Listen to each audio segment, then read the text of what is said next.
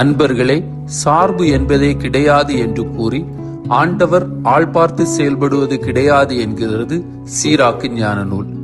ஆனால் ஏழைகள் மற்றும் கைம்பெண்களை கைவிடார் என்கிறது. ஆண்டவரின் நீதி இரக்கத்தோடு கூடியது. என்ன தவறு என்பதை விட என்ன சூழலில் தவறினர் என்று பார்க்கிறார். செயல்களை விட அதன் பின்னிருக்கும் நோக்கத்தை உற்று நோக்குகிறார். யாரும் இல்லாத கைவிடப்பட்டோரின் பக்கமாக நின்று வாதிட்டு அவர்களின் நீதியை பெற உதவுவதால் அவர் ஆள் பார்த்து செயல்படுபவர் ஆகிவிடுவதில்லை.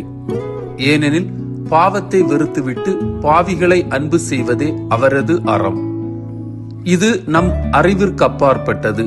ஏனெனில் கடவுளின் அன்பின் ஆழத்தை நாம் அறிய முடியாது. தாயும் தந்தையுமான இறைவா, உம்மை போல நாங்களும் கைவிடப்பட்டோரின் பக்கமிருந்து அவர்களை கை தூக்கி விடும் வரம் தாரும். ஆமீன்.